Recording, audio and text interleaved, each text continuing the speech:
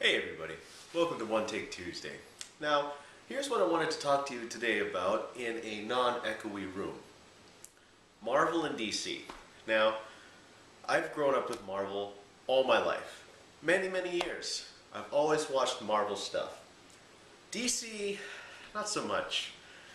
I think the first DC show that I've seen was the Batman cartoon series. Batman the animated series when it was on Fox. And then after that, it was the 1960s Batman with Adam West and Burt Ward. And after that, I didn't really see much of Superman. Like, I grew up watching, Superman, like Lois and Clark, the New Adventures of Superman, the live-action one. And after that, that was just all the DC stuff that I've seen. But that's just DC.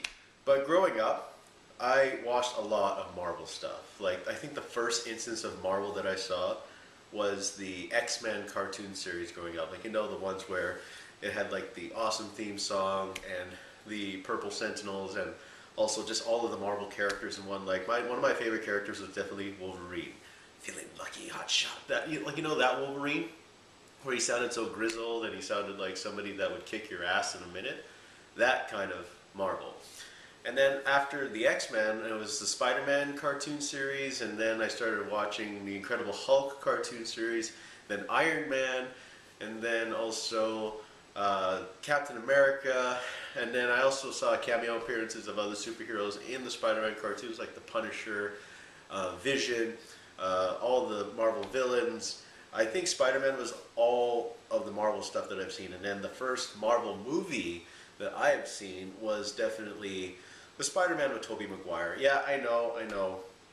It's not as good as the other ones, but hey, they were Spider-Mans. And I don't know who your favorite Spider-Man or who your favorite adaptation of any Marvel character was, but the movies that I've seen, I had to watch that because that's all we had before Avengers, Infinity War, and all the other movies came out.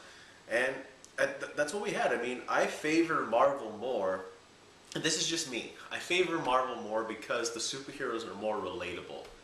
And they get their powers through some freak accident, and then they use the powers through a progression of knowing that they have a power that they need to control.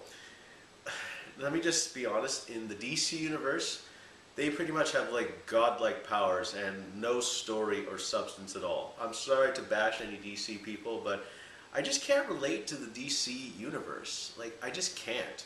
Like, I can't relate to Superman. Like, he was born with greatness. And he had powers from birth. I can't relate to that. The only DC character that I can relate to is Batman.